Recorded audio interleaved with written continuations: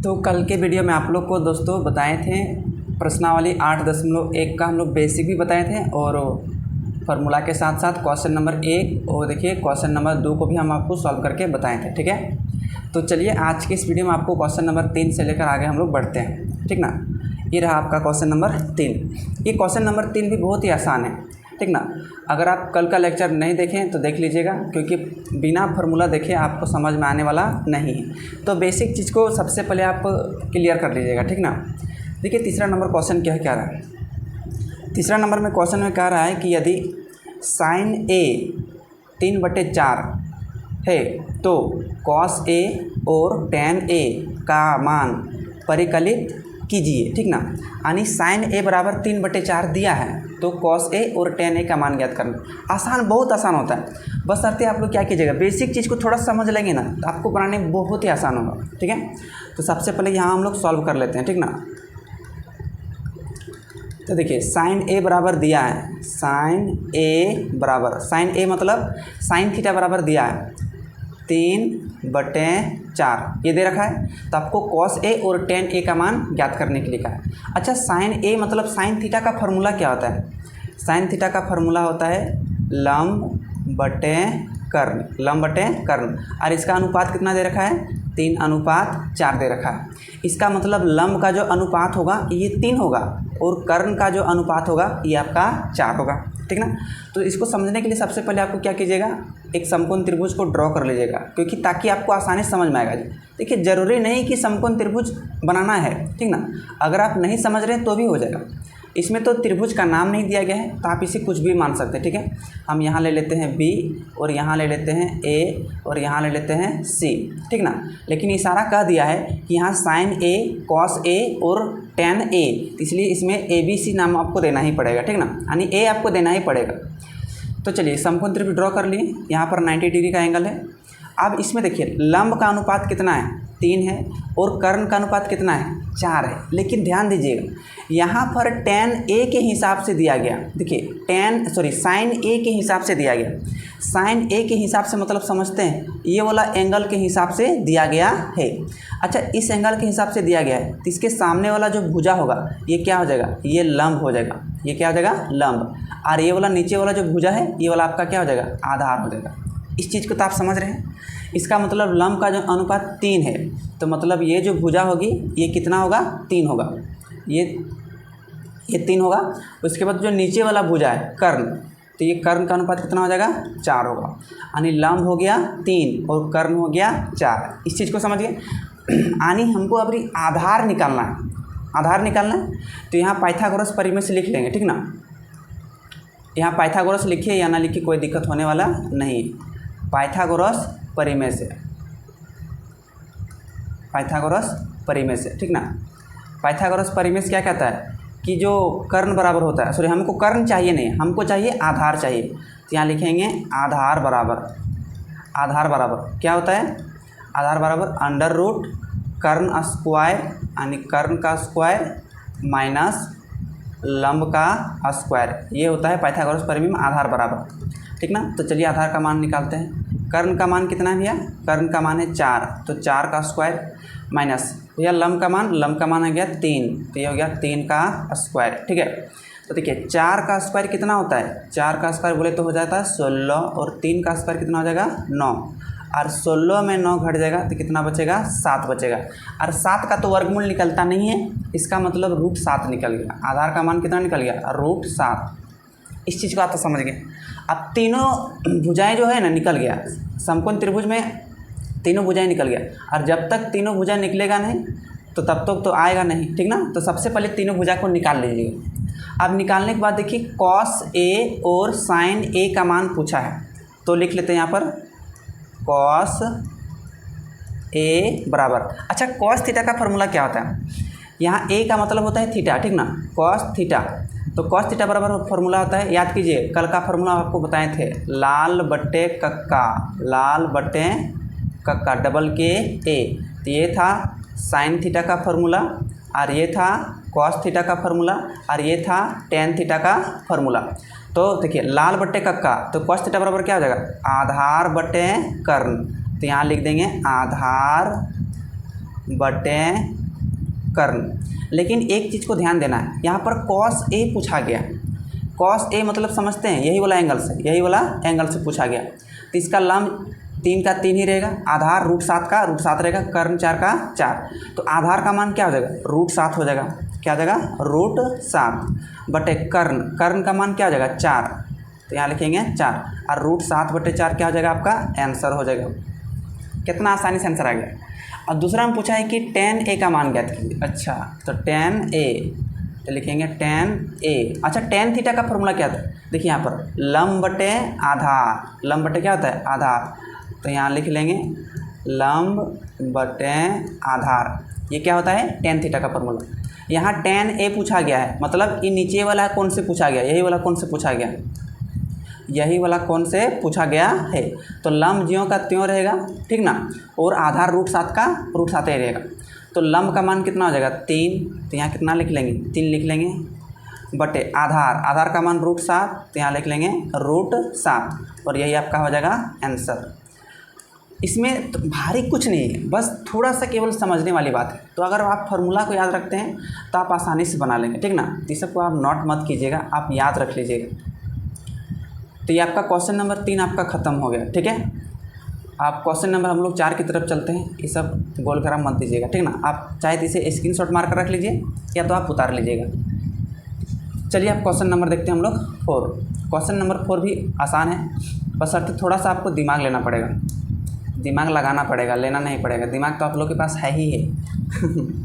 चलिए question number 4 देखते हैं। क्वेश्चन नंबर 4 में है आपका, यदि 15 cot a बराबर 8 हो तो sin a और sec a का मान ज्ञात कीजिए। पिछले क्वेश्चन जैसा ही, पिछले क्वेश्चन जैसा ही है। कैसे, अब ध्यान से देखिए, इसमें क्या दिया है, 15 cot a बराबर कितना दिया है, 8। अगर हम यहाँ ध्यान से करेंगे कि cot a को रहने देंगे, अब ये जो आपको 15 यहाँ पर गुना में दिख रहा है, तो 15 नीचे नहीं हो जाएगा, भागा में, जी बिल्कुल एकदम होगा। आप पिछला क्वेश्चन को देखिए ध्यान से, पिछला क्वेश्चन को देखिए, यहाँ cot a बराबर 8/15 है और यहाँ कितना दिया था, sin a बराबर 3/4 है। sin a बराबर कितना है, 3/4। इसको ध्यान से देखिए। अब यहाँ से आगे हिसाब तो आप लोग खुद कर लेंगे, तो वीडियो को रोक लीजिए और बनाने का कोशिश कीजिए। अगर नहीं होता है तो देख लीजिएगा। चलिए देखते हैं, आपको रोक लीजिएगा, हम तो यहाँ रोकेंगे नहीं आपके लिए, हम तो यहाँ सॉल्व करेंगे। तो चलिए हम यहाँ साइड में समकोण त्रिभुज ड्रॉ कर लेते हैं।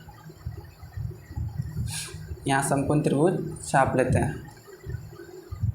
यहाँ sec a, हाँ sec a sin a का पूछा है, तो यहाँ पर हम भी a नाम देंगे। बीच में a नाम नहीं दीजिएगा, क्योंकि बीच वाला कोण 90 डिग्री होता है। आपको a जो होता है a न्यून कोण होता है, तो a न्यून कोण या तो यहाँ होगा या तो यहाँ होगा समकोण त्रिभुज में, ठीक है। अब देखिए cot a, तो cot a का फॉर्मूला क्या होता है, देखिए tan थीटा का फॉर्मूला होता है लंब बटे आधार। तो cot थीटा का फॉर्मूला क्या हो जाएगा, आधार बटे लंब, यही ना हो जाएगा।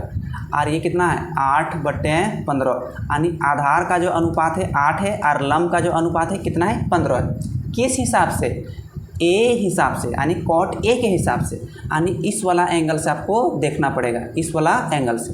तो ये लंब कितना हो जाएगा, लंब हो जाएगा ये वाला BC, क्योंकि जिस कोण से पूछा जाएगा उसके सामने वाला भुजा लंब। तो लंब का मान कितना हो जाएगा, अनुपात 8 है, सॉरी आधार का अनुपात 8 है, आधार का, लंब का अनुपात तो 15 है ना, माफ़ कीजिएगा 15, और लंब का अनुपात कितना है,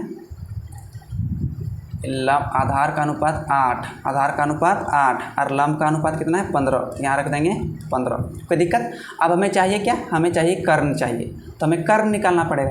तो यहाँ लिख लीजिए पाइथागोरस परिमेय से, अगर नहीं लिखेंगे तो कोई दिक्कत होने वाली नहीं है। तो कर्ण का मान निकालिए। कर्ण का फॉर्मूला क्या होता है, √ लंब का स्क्वायर प्लस आधार का स्क्वायर, ठीक ना। तो लंब का स्क्वायर प्लस आधार का स्क्वायर, ये लिख लिए। देखिए लंब का मान कितना है, लंब का मान है आपका 15, तो यहाँ लिखेंगे 15 का स्क्वायर प्लस आधार का मान कितना है, 8 है, तो यहाँ लिखेंगे 8 का स्क्वायर।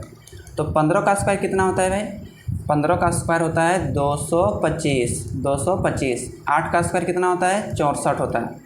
225 और 64 को जोड़ेंगे, 225 और 64 को जोड़ेंगे, 5 4 कितना हो जाएगा, 9, 6 2 8 और 2 का 2, 289। और 289 वर्गमूल किसका होता है, 17 का होता है। 289 किसका होता है, 17 का। आई मीन कर का मान कितना निकल गया, 17 निकल गया। यहाँ तक तो आप समझ गए।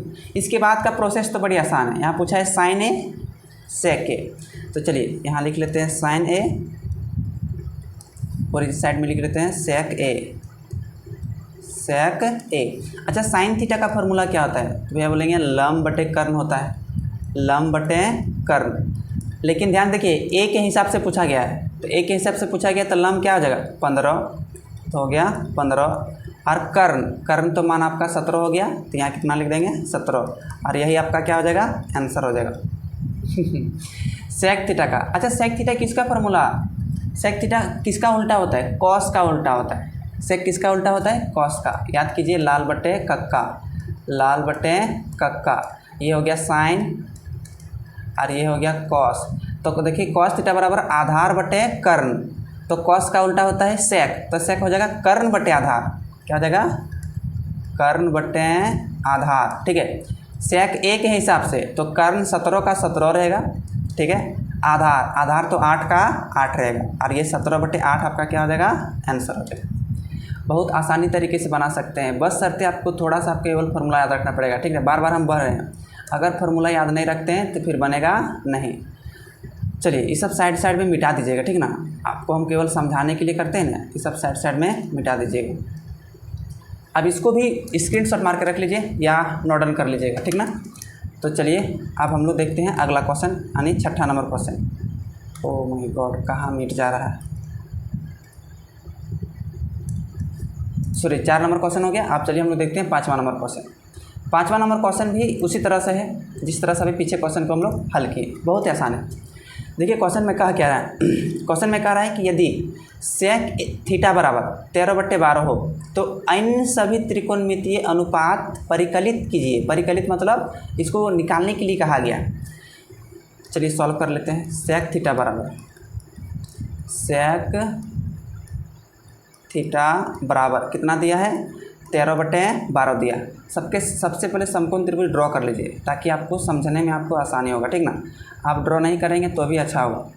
यहाँ नाम देते हैं ए, यहाँ देते हैं बी और यहाँ देते हैं सी। देखिए इसमें कॉस ए साइन ए का मान तो पूछ भी नहीं किया है, ना सी पूछा है ना ए पूछा है, इसमें केवल थीटा दिया है। अब जब थीटा दिया रहेगा तो कोई दिक्कत नहीं, लंब यही का यही रहेगा, आधार यही का यही रहेगा, कर्ण यही का यही रहेगा, इससे कोई दिक्कत होने वाला है। अच्छा, सेक थीटा का फॉर्मूला क्या होता है, सेक थीटा का फॉर्मूला होता है कर्ण बटे आधार, कर्ण बटे आधार, और ये इसका कितना दिया 13/12, यानी कर्ण का जो अनुपात है 13 और जो आधार का जो अनुपात है 12, कर्ण का अनुपात 13 और आधार का अनुपात कितना है 12।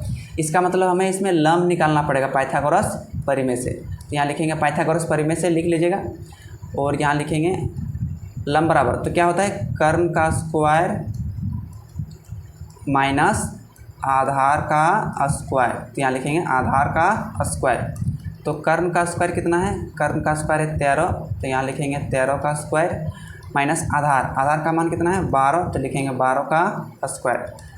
13 का स्क्वायर कितना होता है, 13 का स्क्वायर होता है 169, 12 का स्क्वायर आपका होता है 144। यहाँ तक कर लिए, और 169 में 144 घटाइए, 9 में 4 तो आपका बचेगा 5, और 6 में 4 तो बचेगा 2, 1 में 1 तो 0, यानी 25 बचेगा। तो √25 का वर्गमूल कितना निकलता है, √25 का वर्गमूल 5 निकलता है, यानी लंब का अनुपात कितना निकल गया 5 निकल गया। लंब निकल गया। तो क्वेश्चन पूछा है कि सेक थीटा बराबर दिया है तो अन्य सभी त्रिकोणमितीय, अच्छा त्रिकोणमितीय अनुपात कै गो है 6 गो है, कै गो है 6 गो, 6 गो में एगो तो सेक थीटा का फॉर्मूला दिया है, सेक थीटा का फॉर्मूला दिया है, तो बाद बाकी 5 को लिखना पड़ेगा, बाद बाकी 5 को लिखना पड़ेगा। तो चलिए एक एक करके हम लिख लेते हैं। आप सबसे पहले साइन थीटा को लिख लेते हैं, ठीक है। साइन थीटा बराबर, साइन थीटा बराबर क्या होता है लंब बटे कर्ण। अच्छा, लंब का मान कितना निकला 5 निकला है, कर्ण का मान कितना है 13 है, तो 5/13 हो गया। साइन थीटा के बाद लिखते हैं हम लोग कॉस थीटा। क्या लिखते हैं कॉस थीटा। कॉस थीटा का फॉर्मूला क्या होता है आधार बटे कर्ण, आधार बटे कर्ण। आधार का मान कितना भैया, आधार का मान है 12, कर्ण का मान कितना निकला है, सॉरी पहले दिया है 13, तो 12/13, ठीक है। कॉस थीटा के बाद क्या हो जाएगा सेक थीटा। तो सेक थीटा का तो फॉर्मूला यहाँ पर पहले से दिया था, सेक थीटा का अनुपात दिया है तो सेक थीटा का नहीं लिखेंगे, अब लिखेंगे हम लोग टेन थीटा का, साइन कॉस टेन थीटा बराबर क्या होता है, टेन थीटा बराबर होता है लंब बटे आधार। तो लंब का मान कितना है भैया 5, आधार का मान कितना है 12, तो 5/12।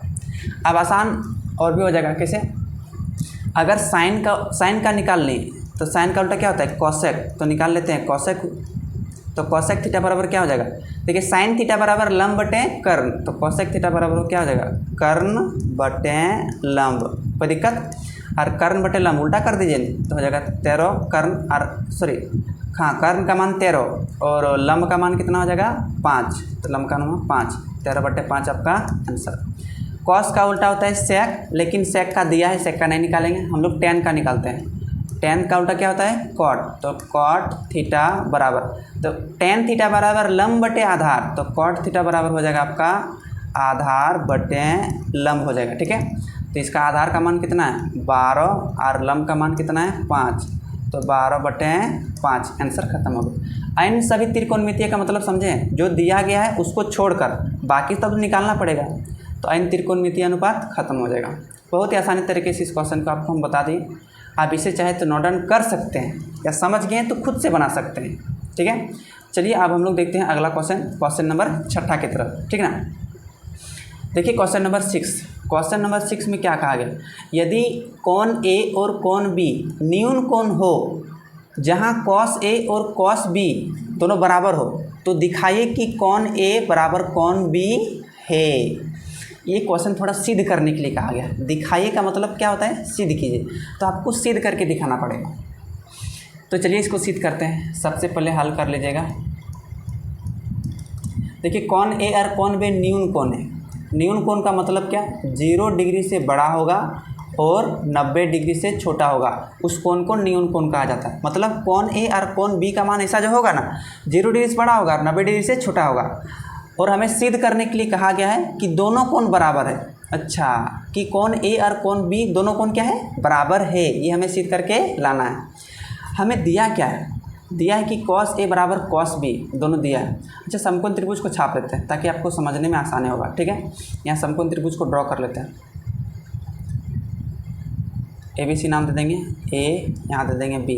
देखिए ए और सी को ना 90 डिग्री में नहीं दीजिएगा, क्योंकि जब यहाँ ए और बी इस तरह से पूछेगा तो 90 डिग्री में नहीं दीजिएगा, तो बी को भी यहाँ 90 डिग्री में नहीं दिया जाएगा, यहाँ दिया जाएगा बी यहाँ पर दिया जाएगा और सी दिया जाएगा 90 डिग्री। देखिए अच्छा ऐसा क्यों किए, ऐसा इसलिए किए क्योंकि यहाँ पर क्वेश्चन में कह रखा है कि ए और बी न्यून कोण है, तो एक समकोण त्रिभुज में न्यून कोण बस यही वाला हो सकता है, ये वाला कोण और नीचे वाला कोण, ये वाला तो समकोण होता है यानी 90 डिग्री होता है, तो बी आपको इस बार यहाँ देना पड़ेगा और ए को यहाँ पर, इस चीज़ को समझना है, ठीक है। तो चलिए अब इसमें कॉस ए बराबर कॉस बी दिया है, क्या दिया है कॉस ए बराबर कॉस बी, ये क्वेश्चन में क्या हुआ है दिया है। बहुत ही आसानी तरीके से सिद्ध हो जाएगा कि दिखाइए कि कौन ए बराबर कौन बी, बहुत आसान तरीके से। अच्छा कॉस ए का फॉर्मूला क्या आता है, कॉस ए का फॉर्मूला आता है भैया आधार बटे कर्ण, कोई दिक्कत, बराबर कॉस बी यानी कॉस थीटा, बी रहे या ए रहे थीटा ही होगा, तो कॉस थीटा बराबर क्या हो जाएगा, कॉस थीटा बराबर हो जाएगा आधार बटे कर्ण। लेकिन एक चीज़ को ध्यान देना है कि इसमें कॉस ए पूछा गया है और इसमें कॉस बी पूछा गया, तो कॉस ए के हिसाब से आधार क्या होगा और कर्ण क्या होगा, कॉस बी के हिसाब से आधार क्या होगा और कर्ण क्या होगा, दोनों के हिसाब से कर्ण और आधार अलग अलग होगा, सॉरी कर्ण और लंब, कर्ण तो सेम रहेगा, आधार और लंब बदल जाता है। तो सबसे पहले आपको पता करना पड़ेगा कि कॉस ए के हिसाब से आधार और कर्ण कौन है, कॉस ए के हिसाब से यानी इस वाला एंगल के हिसाब से, तो यहाँ के हिसाब से लंब कौन वाला हो जाएगा, तो ये लंब हो जाएगा ए के हिसाब से, और नीचे वाला क्या हो जाएगा आधार हो जाएगा, तो ये वाला क्या हो जाएगा कर्ण हो जाएगा। तो आधार का मान क्या हो जाएगा ए सी, यानी देखिए सी ए, नीचे वाला ध्यान से देखिए सी ए, ये काय को मिट गया रे, हाँ देखिए सी ए किसके हिसाब से, कॉस ए के हिसाब से, आधार का मान क्या हो गया सी ए लिखिए या ए सी लिखिए, कोई दिक्कत नहीं। कर्ण तो आपका पूरा क्या रहेगा बी ए, क्या रहेगा बी ए, तो यहाँ लिख देंगे बी ए या लिखिए ए बी, कोई दिक्कत नहीं। अब देखिए कॉस बी के हिसाब से, अच्छा चलिए इसको मिटा देते हैं।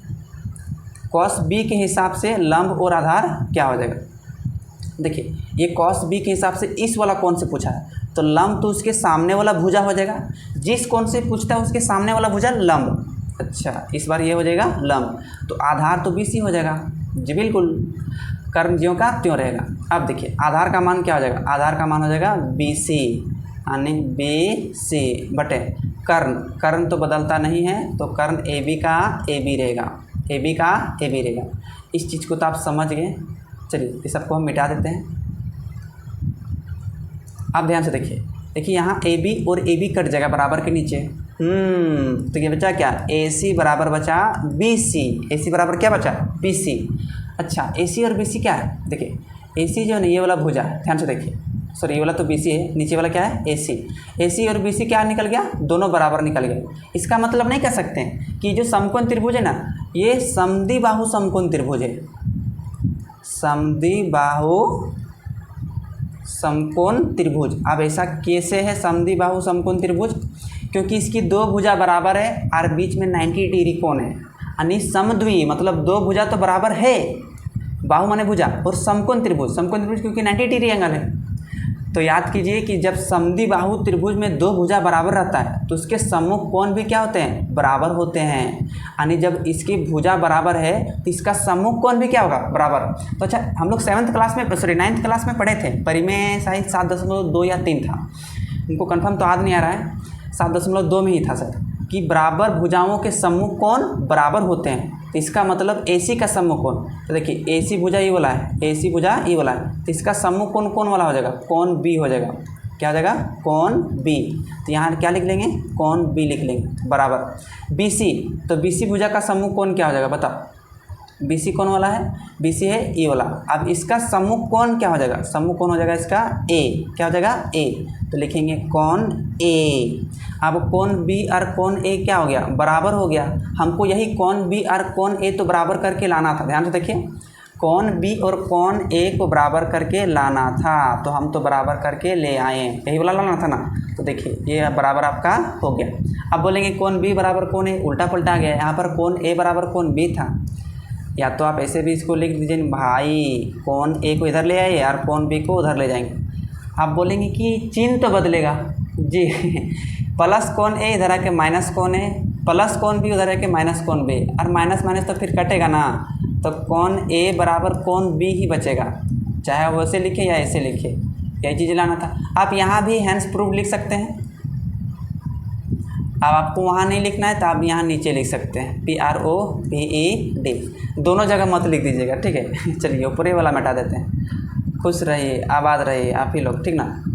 तो यहाँ कोण A बराबर कोण B, इसको पलटा पलटी कर दिए, चिन्ह बदल गया, कट गया और हैंस प्रूफ हो गया। यही वाला तो आपको सिद्ध करके लाना था, आसानी तरीके से सिद्ध हो गया। अब ये सब हम मिटा देते हैं, ठीक है, ये सब आप नहीं लिखिएगा। तो क्वेश्चन नंबर 6 भी कंप्लीट हो गया, ठीक ना। अब देखते हैं क्वेश्चन नंबर 7। वीडियो को ज़्यादा लंबा नहीं करेंगे, यही लास्ट क्वेश्चन को केवल देखेंगे, अब जितना लंबा होगा देखते जाएंगे। देखते क्वेश्चन नंबर इसमें कितना लिया है, 7 है। क्वेश्चन नंबर कहा क्या है 7 में, काय कि यदि कॉट थीटा बराबर 7/8 है। अच्छा सॉल्व करके फटफट लिख लेते, ठीक है।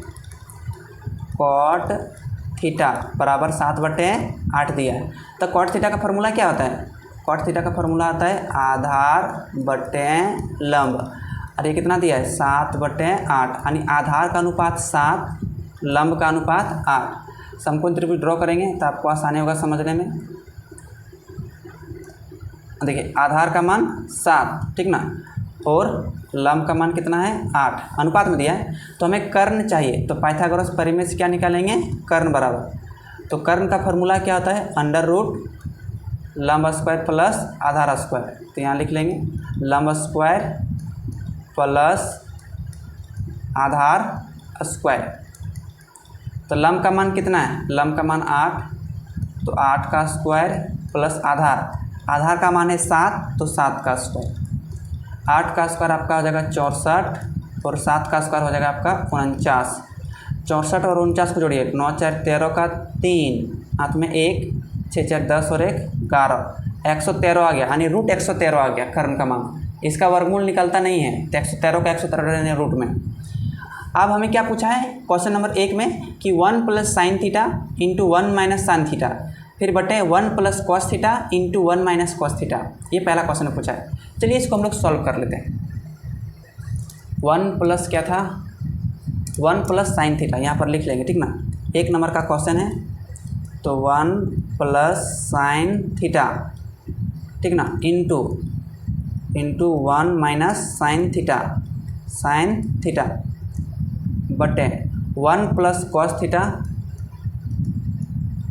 Theta into 1 minus cos theta. अच्छा, इसमें मान बैठाएंगे तो आसानी से नहीं निकलेगा जी, बिल्कुल। चलिए मान बैठाते, 1 का तो 1 रहेगा, 1 का तो 1 रहेगा, पहले ब्रैकेट नहीं देते, 1 प्लस साइन थीटा का फार्मूला क्या होता है, साइन थीटा का फार्मूला क्या होता है, साइन थीटा का फार्मूला होता है लंब बटे कर्ण। तो लंब का मान हो जाएगा 8 और कर्ण का मान हो जाएगा √113, तो 8 बटे √113, कोई दिक्कत नहीं। अब यहाँ ब्रैकेट घेर दिया है तो ब्रैकेट घेर देंगे, फिर इंटू 1 का 1 माइनस साइन थीटा का फॉर्मूला लंब बटे कर्ण होता है, तो लंब का मान 8 और कर्ण का मान √113, कोई दिक्कत नहीं। अब ये मैन बट्टा के पीछे बराबर देंगे ताकि आपको समझ में आएगा, ठीक ना।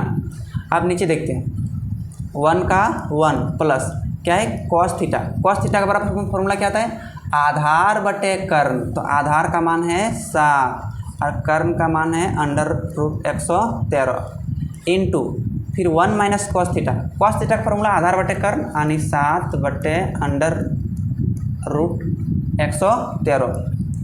तो इसका मान बिठा लिए। अब इसको क्या करते हैं, इसको नीचे लेकर हम लोग क्या करते हैं, सॉल्व करते हैं, ठीक है।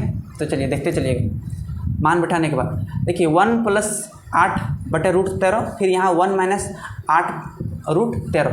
एक फार्मूला याद कीजिए, तो एक formula a plus B into A minus B, ये वाला फार्मूला का यूज कीजिए, क्योंकि इसी फार्मूले के रूप में ध्यान से देखिए a प्लस, देखिए इसको यदि हम a मानेंगे और इसको यदि b मानेंगे तो यहाँ देखिए a का मान a है 1 है, फिर यहाँ भी a का मान 1 है, b का मान 8 बटे √113, यहाँ भी b का मान 8 बटे √113। तो a plus B into A minus B वाला फार्मूला से आप क्या कर सकते हैं, इसको आसानी से बना सकते हैं, ठीक है। तो चलिए इसमें लगा देते हैं a plus B into A minus B वाला फार्मूला लगा देते हैं। क्या होता है, a square minus B square, ये तो फार्मूला होता है जी, बिल्कुल। तो यहाँ दोनों में लग जाएगा, तो a स्क्वायर, a का मान कितना है 1, तो 1 का square minus B square, b का मान कितना है 8 बटे √113, तो 8 बटे √113 और का हर करेंगे होल स्क्वायर, ठीक है। अब देंगे मैन बट्टा, यहाँ पे देखिए a plus B into A minus B वाला फार्मूला से क्या करेंगे हम लोग, तोड़ेंगे। तो चलिए a का स्क्वायर माने 1 का स्क्वायर माइनस b का स्क्वायर माने 7 बटे √113 का स्क्वायर, कोई दिक्कत जी, बिल्कुल नहीं। देखिए 1 का स्क्वायर कितना हो जाएगा 1 माइनस 8 का स्क्वायर कितना हो जाएगा 64, 8 का स्क्वायर 64। और बच्चा सब गलती क्या करते हैं आप लोग यहाँ √113 का स्क्वायर 113 गुना 113 करने लगते हैं, जो कि गड़बड़ है। ऐसा क्यों, देखिए √113 का मतलब क्या होता है, √113। अब इसका स्क्वायर का मतलब क्या होता है, इसको 2 बार लिखेंगे, 113 गुना 113, इसके पावर में 2 है तो 2 बार लिखेंगे। अच्छा, तो ये तो गुना हो जाएगा 113 गुना 113, और जब 2 को मिलता है ब्रैकेट के अंदर, सॉरी रूट के अंदर, तो एगो तो बाहर निकल जाता है, तो 113 का स्क्वायर केवल 113 निकलेगा, 113 का √113 का स्क्वायर केवल 13 निकलेगा। इस चीज़ को ध्यान रखिएगा। यहाँ पे देखिए 1 का स्क्वायर 1, 7 का स्क्वायर 49 हो जाएगा, और √113 का स्क्वायर 113 ही रहेगा। यहाँ तक तो आप लोग समझ जाएंगे। चलिए इसको हम मिटा देते हैं और साइड में हम आपको लिख के यहाँ पर बताते हैं। यहाँ तक समझ गए ना, यहाँ तक नोट डाउन कर लीजिएगा। चलिए यहाँ लाइन खींचे रहे हैं, देखिए अब यहाँ पर लघुत्तम लेंगे 113 और यहाँ इसके नीचे कुछ नहीं तो 1, 113 और 1 का लघुत्तम कितना हो जाएगा 113 हो जाएगा। 1 से भाग देंगे 113 को, 113 बार में कटेगा, 113 को 1 से गुना करेंगे तो हो जाएगा 113, ठीक है। और माइनस 113 एकम 113 और 64 का 64, ये रहा आपका मैन बट्टा। फिर यहाँ नीचे हम लघुत्तम लेंगे, 113 और 1 का लघुत्तम कितना हो जाएगा 113 एकम 113 और यहाँ माइनस 49 एकम 49। अच्छा 113 में 64 को घटाइए, तो 13 में 4 तो बचेगा 9 और 10 में 6 तो बचेगा 4, 49 बच गया। और बटे 113 था तो 113, ये रहा आपका मैन बट्टा। ठीक है, आप देखिए यहाँ पर 113 में 49 को घटाइएगा, तो 13 में 9 तो 4 और 10 में 4 तो 6, 64 बटा 113। अब बटा के नीचे 113, बटा के नीचे 113 क्या हो जाएगा, कट जाएगा। कैसे कटेगा, यहाँ भी कोई कन्फ्यूजन रहता है। चलिए इसको पूरा आपको हम बदल के दिखाते हैं कैसे कटता है। देखिए आप, ये पूरा क्या है, अंश, ये टोटल क्या है, हर। अंश भी बट्टा में है और हर भी बट्टा में। तो क्या करते हैं, ऊपर वाला जैसे को तैसे लिखते हैं, 49 बटे 113 का 113। देखिए ऊपर वाला जो संख्या होता है यानी बट्टा का ऊपर वाला, वो होता है आपका संख्या गुना में। क्या होता है, गुना में। और जो बट्टा के नीचे वाला संख्या होता है वो होता है भाग में। क्या होता है, भाग में। तो जब नीचे वाला भाग में है तो भाग को कहते हैं गुना में चेंज, भाग को क्या किया जाता है, गुना में चेंज। तो इसका 113 चला जाएगा ऊपर और ये जो 64 जो है आ जाएगा नीचे। 64 कहाँ आ जाएगा, नीचे आ जाएगा। अगर इस चीज़ को अभी आप नहीं समझे तो चलिए आपको हम दूसरा तरीका समझाते हैं, क्योंकि बिना समझे आप इसको सॉल्व ही नहीं कर पाएंगे। करेंगे 49 यानी ये जो है 49 का 49 हो जाएगा, ठीक ना।